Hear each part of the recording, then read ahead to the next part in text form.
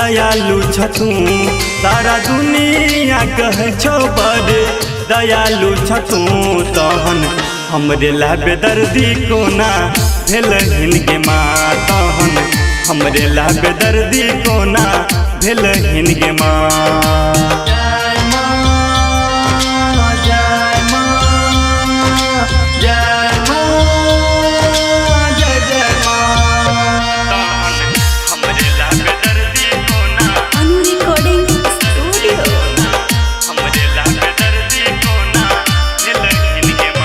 मांगे तोरे पर आशा लगेने छी हम तू नहीं सुन मैं तो जाके कहबै केकरा चरण माँ माँ माँ माँ जय जय जय जय माँ। मांगे तोरे पर आशा लगेने छी हम तू नहीं सुन मैं तो जाके कहबै केकरा चरण। किया हमरा स एलर्जी तू केल हिनगे माँ किया हमरा स एलर्जी तू केल हिनगे माँ तहन हमरे ला बेदर्दी कोना भेल हिनगे माँ तहन हमरे ला बेदर्दी कोना भेल हिनगे माँ।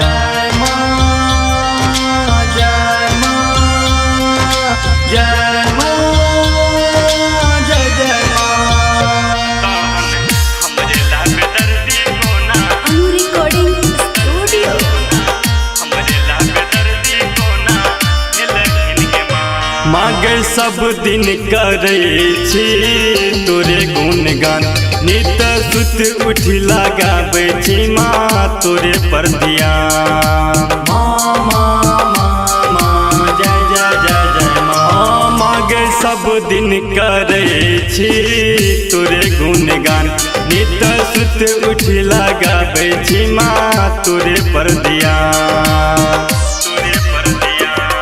किया हमारा तू फरजीबू झल हिनगे माँ किया हमारा तू फरजीबू झल हिनगे माँ तहन हमरे ला बेदर्दी कोना भेल हिनगे माँ तहन हमरे ला बेदर्दी कोना भेल हिनगे माँ।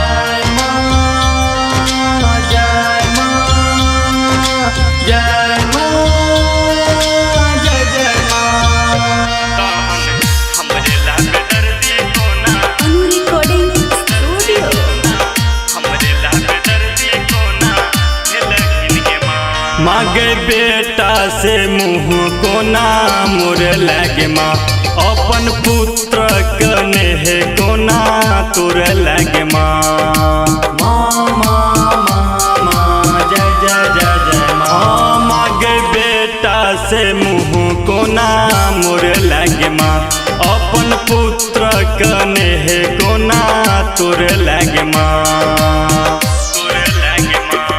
मागे मन जाके सुनहिन कहानी अरे जीगे माँ मागे मनोज के सुनहिन कहानी अरे जीगे माँ तहन हमरे ला बेदर्दी कोना भेल हिनगे माँ तहन हमरे ला बेदर्दी कोना भेल हिनगे माँ। सारा दुनिया कहे छो बड़ दयालु छतू सारा दुनिया कहे छो बड़ दयालु छतू तहन हमरे ला बेदर्दी कोना भेल हिनगे माँ तहन हमरे ला बेदर्दी कोना भेल हिनगे माँ।